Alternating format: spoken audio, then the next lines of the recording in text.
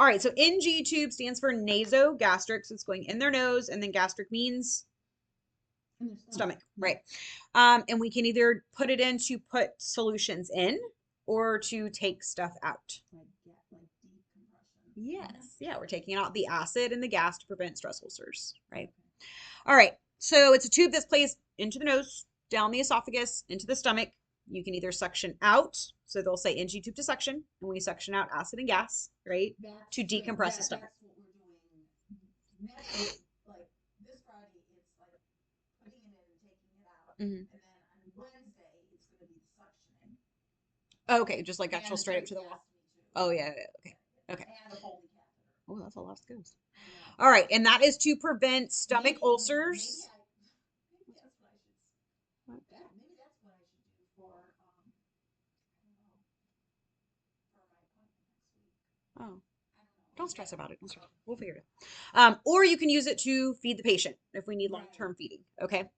All right. So we're going to talk about right here. We're talking about placement. Okay. So just big giant things to remember when you're placing. All right. So when I'm getting ready to put an NG tube, I want them in high Fowlers. Okay. And then you're going to measure it. Remember, you measure from the nose to the earlobe to the xiphoid process, which is that little spongy part right here. Okay. You are always going to lubricate the tip because it's plastic. I mean, straight up plastic. So it'll hurt if you don't lubricate it, but you can only lubricate it with like normal saline. You can't put like lube on it. Yeah. Don't be putting KY jelly on there.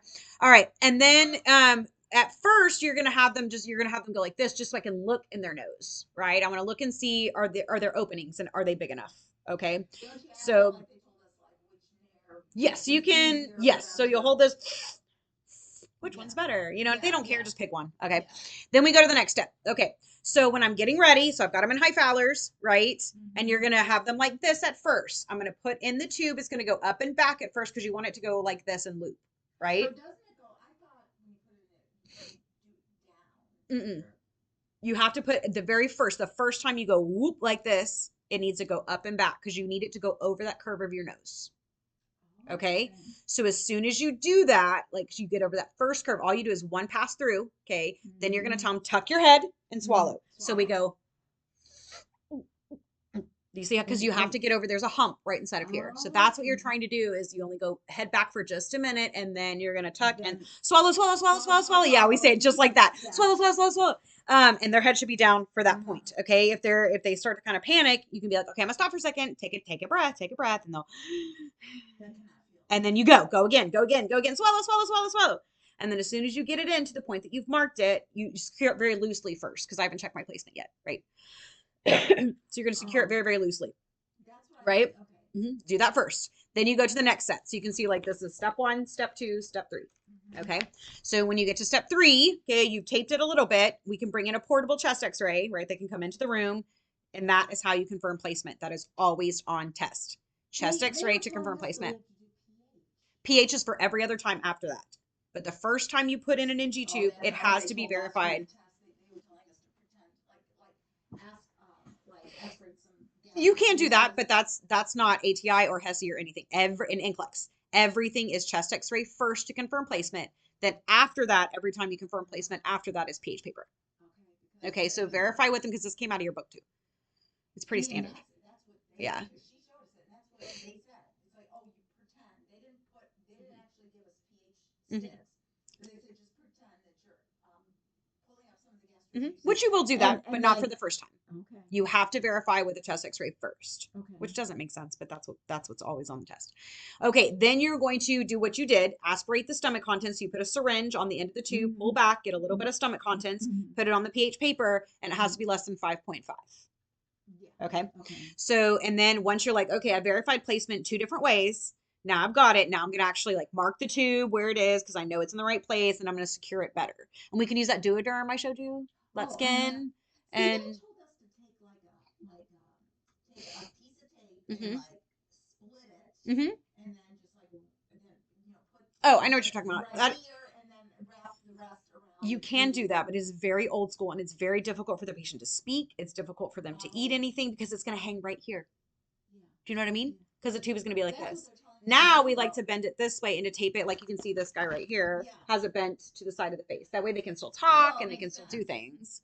If it was very short term, maybe I would use, I know exactly what you're talking about because they did that when I was back in school, and that was a long time ago. But now we usually tape it to the side of the face. They can do Yeah, I know, things that's why I still. know how to cut the tape. Well, right now, because you got to put the tape here. And then you and wrap it it around. splits. Yes, I know what you're talking about. Yeah, I don't do that anymore either. Okay, and then we will tape it to the nose or tape it to the duoderm, and then you also pin it to their gown because sometimes it can get stuck on things. We want to make sure that we have it pinned to their gown. Okay. So you take the tube and pin it to Yeah. okay. Yeah. All right. And then these are the things that you need to document after you've put it in. Okay. So you document the size because you get to choose the size. Okay. What type you use because there's all different kinds of brands, right, that you can use. How far you went in as far as the measurement. You need to document that in the chart. So with the nurse after you can come in and make sure that it's still at that number. Okay. And then how was the patient response? Well, don't you mark it? They told us to like mark it with a Sharpie. Yeah, you can. But let's say that you left to go give report and he pulls it out. Yeah. Or something happens. You always want to have the measurement so they can go in and check every single time and make sure it's in the right spot. Okay. All right. Let's talk about troubleshooting placement. So what happens if you have trouble? Okay. So we're going to be right here. All right. If the tube does not advance, do we force it? No. Never. Okay. So we would pull back a little bit because maybe we just hit a little something and then we try advancing it again. It's pretty much the same for every tube in all nursing school, right? Because when we went in with the enema, you meet resistance or it won't go through, you pull back a little bit and you try again. That's what we always do. Okay. But never force a tube. Yes. If you start putting in the NG tube and the patient turns blue or they're, yeah, you're in the lungs, sister. So you might want to stop that, take out the tube and then give them some O2 because you was in the wrong place. Okay. All right. If the tube, yes, it's very easy to do. Yes. Yes. Because you're basically, it's all going kind of the same area, right? So if their epiglottis is open or closed, kind of that depends too, right? So it would be easy to do that. All right. If the tube will not go in, like you tried to go in and you're like, nope. So you pulled back and then you try to, nope. Okay. Then you have to be like, okay, that one doesn't like it. We're going to have to go into the other side. Yeah. Try the other side. Okay. If you pull back and there are no gastric contents, sometimes where the tip is just sitting against the stomach or something. So reposition the patient. I would say 99 times out of 100, you pick that on an exam. Anytime you can't get something out of something, you reposition your patient. So for instance, let's say the Foley bag stops draining, reposition your patient. Okay. Let's say the chest tube stops draining. What's the first thing you do? Reposition the patient because tubes only have one hole on the end and sometimes they can get stuck to the wall of things, right? Yeah. So you just reposition. If you can't get blood out of a portacath or a central line, we reposition the patient. Okay. So you can always pick that. And then we can flush with 30 mLs of sterile water to flush it and see if we can kind of, maybe there's maybe a clot or something in there. That happens a lot because gastric contents are thick and nasty, So sometimes you just need to flush a little bit to see and to make sure that the tube is patent. Okay.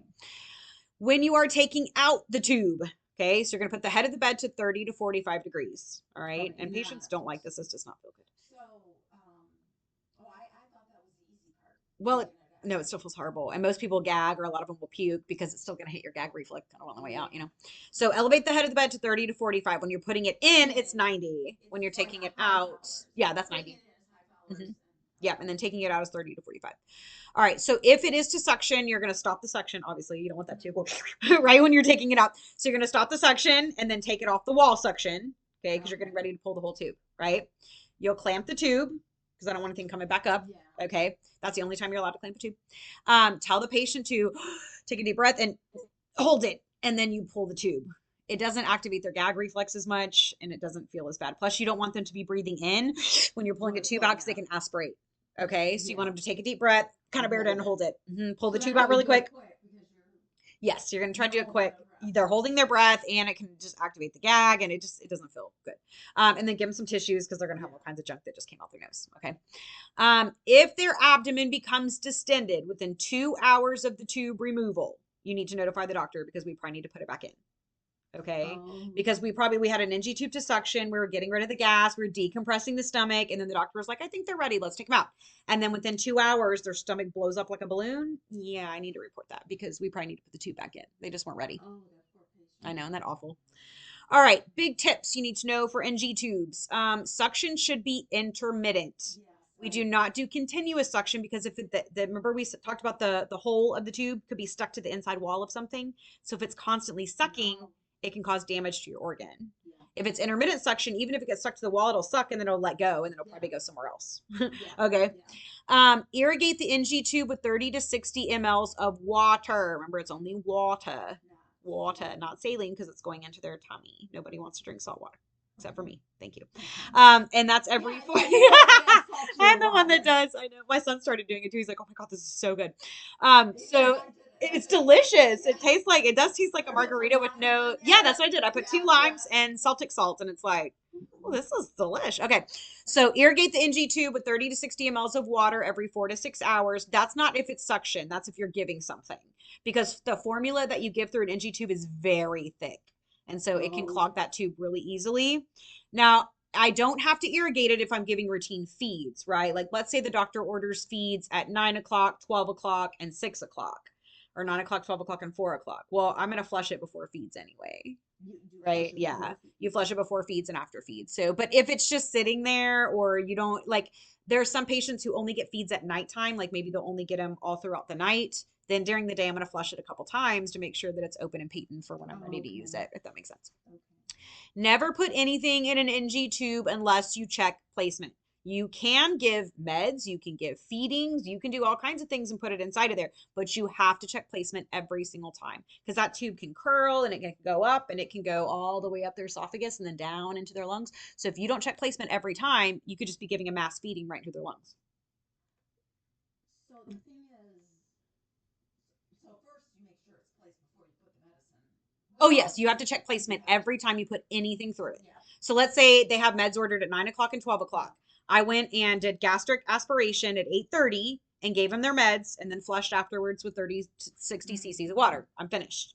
But even though, like, I just did it at 12 o'clock, I am taking out gastric contents. I am testing it again. Okay, that's a good pH. I'm going to give their meds through it. I'm going to flush it with water afterward. And then every single time you check placement, because it can travel.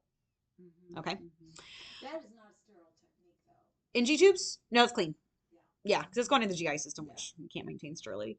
All right. Provide oral hygiene every 2 to 4 hours. Okay, because their mouth is going to taste nasty, and they have this big old tube in their nose. That feels awful. Okay. Make sure you're lubricating their lips, because they're not drinking anything by mouth, so their mouth can get really dry. So put some kind of lubricant or ice chips or something, and then offer lozenges to help keep their mouth very moist. Okay, we understand NG tubes? Enemas. So this is your cheat sheet. All right. So an enema is any kind of something that we put up their bum to help them poop. Okay. And there's lots of different types, and there's lots of different ways that we can do it.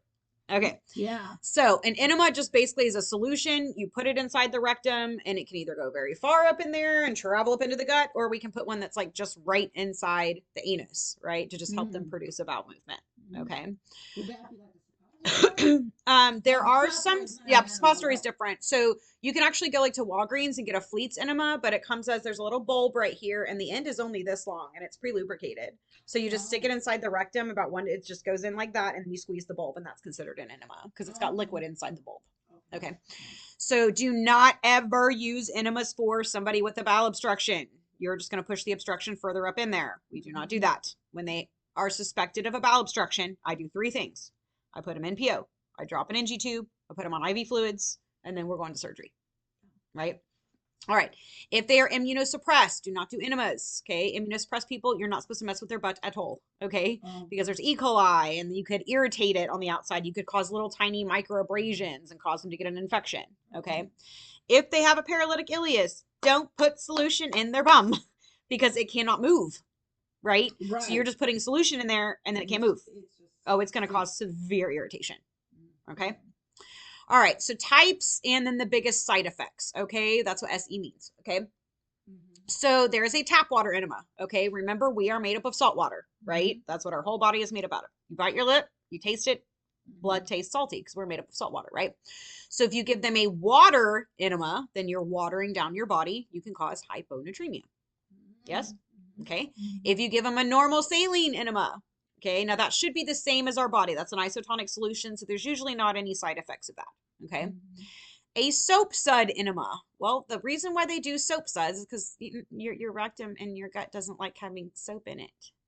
So it's going to get really mad, and it's going to start cramping, okay? So that's the reason why we're giving it.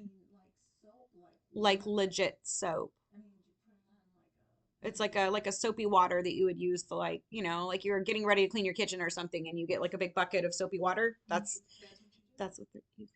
Yes. Oh, okay. So obviously that's going to cause some rectal irritation and it can cause some damage because it's very irritating inside your gut to have soap sitting on it. That's the purpose, but also, yeah. Oh yeah, they use soaps at enemas a lot. Yeah, I would not want one. That sounds horrible. All right, a hypertonic enema. So that's a salt enema, right? Okay, so that could cause hypernatremia because it's super salty. It can also, we don't really want to give that to a patient with kidney issues anyway. It can cause kidney issues, but remember, kidneys get rid of 3 electrolytes. They get rid of, do you remember what they are? Sodium, potassium, chloride, right? And so if it's a kidney patient, like let's say they're in kidney failure, they're going to have hypernatremia because they can't get rid of salt. And then if you give them a hypertonic enema, that can be very bad. Yeah. Then there is a oil enema. So you just put oil up in there and hope that the poop just kind of slides right out. No, it comes like a normal enema solution. Like it looks like more like a turkey baster. Oh. Okay. That's what the oil ones. Uh-huh. Yeah, because they don't come down through, like they don't come down a tube very well. So yes. And you can either use olive oil or mineral oil. Just like regular olive oil that you cook with? Yeah. How much do you put there? They put a pretty good amount because it depends on how far up they want to lubricate, right? So yeah. Like people do it home probably. Oh, I'm sure that people do it at home. Yes, I'm sure that they do. You notice hydrogen peroxide is not on this list. Yeah. Yeah, it's not on there because that causes such damage. But yes, so you got to remember too that your rectal tissue is the same tissue as like your mouth is. So it absorbs the same way. So whatever you're putting up your bottom, they are absorbing systemically the same way. That's why I don't know. This is super gross. I'm telling you this, but you've never heard like of like frat boys putting like beer funnels up their butt and they get drunk that way? Really? Oh yes. Okay. And any medicine that we can give a patient orally, even if it's a suspension, if the patient all of a sudden passes out in EMS, like in the ambulance or something, they can take that same medicine and put it up their bottom because it absorbs the same way. You're learning so many new things today.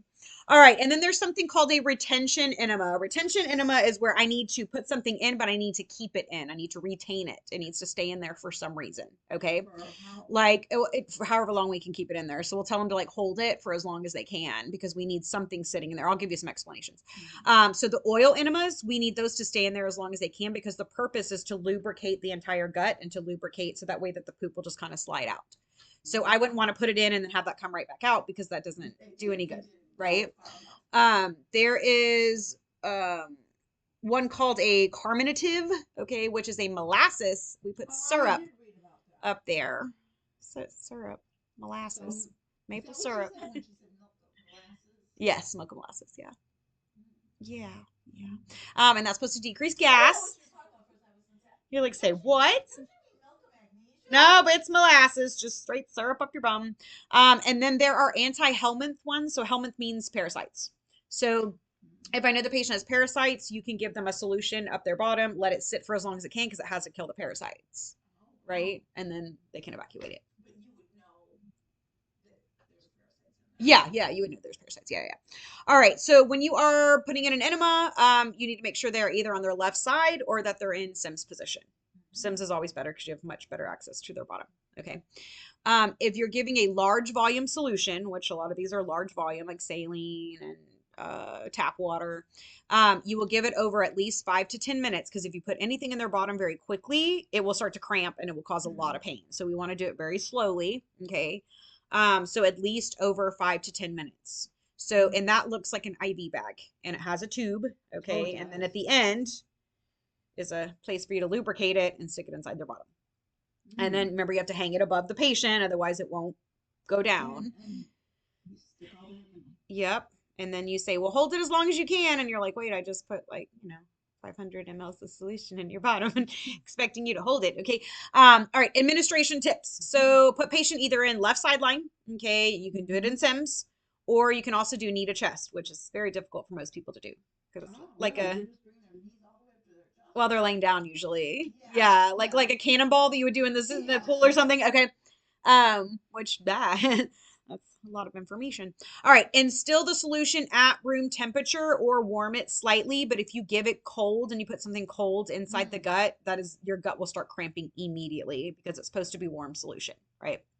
Do not elevate the solution more than 18 inches above the anus. Otherwise, it's going to go in too fast because remember, we want it to go over 5 to 10 minutes. You only want it like 1.5 feet above the level of the anus. So it's not going to be high up on like an IV pole. It looks like you will still have it on an IV pole, but you're going to drop the IV pole almost all the way down.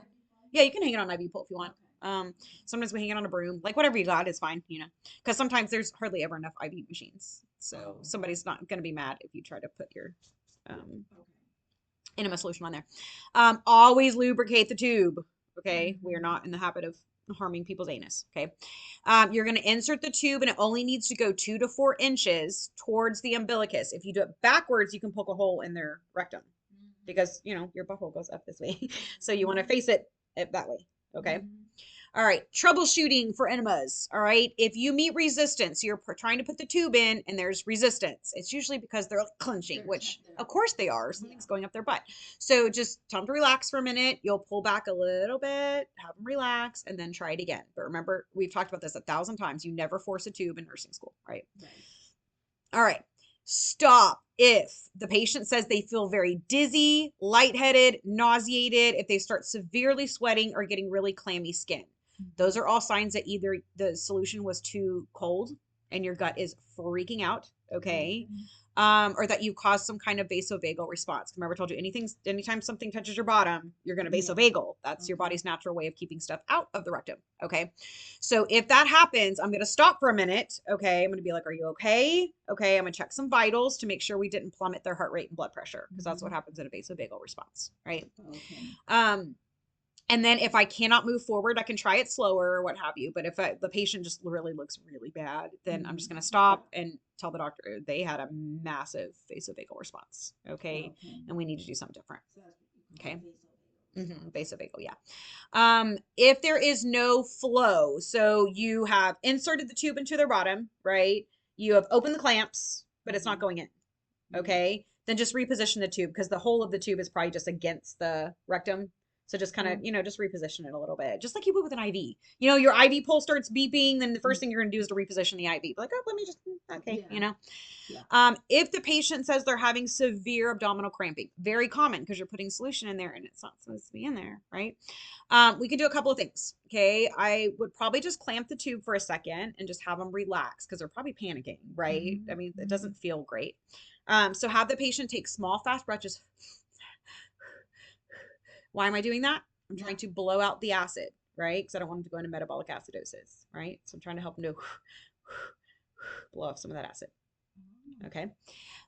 Or you could just lower the infusion set so it'll go in slower, right? Be like, okay, maybe I'm just putting it in too fast for you, right? And let me just lower it a little bit and we'll just put it in a little more slowly. Okay. And then this one's the funniest. Ask the patient to hold their bowel movement for 5 to 15 minutes. Good luck, sister, because I don't know. That would be very hard to do when you're putting large volumes in. Okay.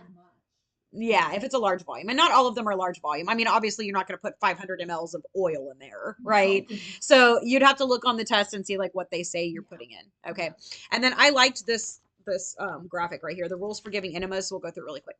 So nursing assistants are allowed to give if they're supervised, but they would have to be supervised directly by a licensed nurse. Like they can go through the motions, but somebody has to be there. Temperature of the solution should be around 105 degrees, which sounds hot, but it isn't really. That's more lukewarm, right? The amount is usually 500 to 1,000 cc's. That's a large volume solution. It's a lot, okay? Position, most likely position is left sims. That's the easiest one. I gave you some other options on here, obviously. Height of the bag should be no more than 18 inches, right? Usually 12 inches is probably going to feel best for the patient as far as the how quickly it's going in. Okay.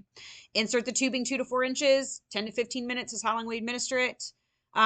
You may have to hold it in place because remember, as soon as something goes in, their body's going to clench and try to push it back out. So you may have to hold the tube in place. Okay. We want to prime the tube too, right? Last thing you want to do is to put a whole bunch of air in their butthole, right? So you're gonna prime it just like you would an IV. I think we practiced that in here. I showed you something, right? Did we go over something about priming? You had asked me, you said you didn't understand what it meant, and we talked about how you prime the line. Yes. Oh, yes. And I was like, what the holy hell was that? Yeah, I remember that. All right. Have the toilet facilities available if they can get up. Some people will not even be able to do that. If they're immobile or something, then we would already have chucks ready, right? And then of course record the results. I would have chucks under any person I'm putting an enema in because you've got leakage and spillage and like nobody wants to sit in that. All right. Do you understand the basics of the enema? Okay. Cool. What does occult mean? Right. So it is not all the time that blood is just evident in the stool, right? They could very well have a very slow GI bleed, and we can't see it with our eyes, right? And sometimes it's hidden in the stool or that kind of thing. And it's not in every stool. That's the other thing too, right? Like you're not consistently, unless you're oozing blood out of your bottom, which we would see, right? So the occult blood is to look and see, hey, the stool looks dark, but remember we said a lot of things can change stool color. Right? If you have Pepto-Bismol, that can turn it black, right? If you have iron, it can turn it darker, right? So we want to see, is this actually blood? Because I don't want to do a full GI workup on somebody if all they did was take some Pepto-Bismol, So that's what the occult blood test is for. And you can do this right at the bedside, or some hospitals, you can send it off to the lab, but I mean, you can just do this at the nurse's station or whatever. Because they just have these little cards. So who would I look for hidden blood on? If they have peptic ulcer disease, because ulcers in the stomach can bleed and they get digested all the way down here. So by the time it comes out, it's black, right? Crohn's disease. So Crohn's disease it's an autoimmune disorder. So it attacks your gut and it causes, remember we said like 25 bowel movements a day and your gut can bleed. Antidiarrheal for, as long as I know for sure they don't have a bacteria, then yes. If I suspect they have a GI bleed, or if they have massive hemorrhoids, because hemorrhoids can bleed too, right? If they have inflammatory bowel disease, the two diseases that are inflammatory bowel disease is Crohn's and ulcerative colitis. Okay. So that's where there's ulcers all inside the colon, and the colon's all inflamed. So you have bloody stool and you have like 10 or 15 bowel movements a day. It's pretty ugly. If you have colon cancer, chances are you're going to be bleeding because you had polyps, and then a lot of times those ruptured or those got big, and then cancer's kind of eating away at your gut. All right, so in order to prepare for the occult blood test, because we don't want anything to give us a false positive, right? So you're not supposed to take any laxatives, enemas, or suppositories for 3 days. Everything on here goes off the rule of threes. That's why I underlined it twice, okay? And I'll show you what I mean by that. Do not perform this exam in women until 3 days after menstruation, because some of the period blood can get into the stool and give you a false positive. No red meat, because it's got blood in it, right? And it can come up positive in your gut, okay? Raw fruits and veggies, which can be irritating to the inside lining in some people, okay? Vitamin C will also give you a false positive. If you take a lot of antacids, that can give you a false positive, okay? Iron. And then NSAIDs can cause bleeds, right? We know NSAIDs are notorious for causing GI bleeds, right? That's why you always have to take NSAIDs with food, because they cause GI bleeds if you take them on an empty stomach. Or any antidiarrheal, ibuprofen, naproxen, aspirin. Tylenol's not an NSAID. Okay. And no antidiarrheals, none of any of those things 3 days before the test. Okay. So you're going to tell them to prep. Now, a lot of times too, we can do this outpatient. We just send them home with like just how do I say it? Little cups for their poop. So we would send them home with a potty hat. Remember I showed you what the potty hat looked like. Okay. So that way they can sit on the toilet and poop. And then we send them home with like tongue depressors, and they have to pick up part of their poop and put it in and then turn it back in. So when I worked outpatient, I worked PD, but we also, it was like Kelsey-Seybold. So they also had adults in the same building. So anytime you'd see a little old lady coming in with a brown bag, we're like, she's got poop in there. We already knew it. We knew it. So what you're going to do is, these are little cards. They literally look like this big. They look like a little card. Okay. And then what you're going to do is they have 2 sets of windows. They have a window in the front and a window in the back. So you're going to open the 2 little windows like this. Okay. And then you're going to take some of the stool and you're going to smear it into the little window. Okay. And you need to take it from usually we do 3 little spots, because remember, not all blood is at one spot in the stool. So I just get a teeny bit from 3 different spots of the stool. Yeah, you got to dig around the poop a lot. And then you smear it on the window. Then you turn it over back, or you close the windows, obviously, because I don't want to touch anybody's poop. And then you turn it over backwards. And when you open the back windows, this is what you see. Okay, so you open the back windows, and then there's a little developer, it's liquid, that you put on it, and it reacts with blood. It'll turn blue. You know how if you've seen in crime scenes where they spray that luminol? And that's what it's doing. So when it glows blue, that tells me that there's blood in there. So that would be a positive hemoccult. Make sense? Okay. So if there's no blue color, then that's negative hemoccult. There was no blood in that stool. But we do this 3 separate times in 3 different stools. Because remember, we're looking for hidden blood, right? So if I sent a little old lady home, I would send her home with 3 different cups. And you need to get it from 3 separate stool samples. Because you're not going to have blood in every stool sample and every tiny bit that you pick up. Okay. Do you wait until you've done all 3 and then turn them in? Or do you... No, you can do this like really fast. As soon as they have a bowel movement, I can finish this in 3 minutes. No, but like for them, they're turning 3 in, right? Oh, if they're doing outpatient, yes, they will do all 3 of theirs and then bring in all 3 at one time, and then you can test them separately. Do they refrigerate it? Yes. Yeah, so they'll just put it in the fridge next to their yogurt. Don't get it mixed up with your husband's brown bag lunch, because that would be a really bad day. Yeah. So 3 different cards, 3 different stool samples, and then remember the rule of 3s up here, the preparation. Okay, blue is positive, everything else is negative. Understand occult blood? That one was easy. Moving on.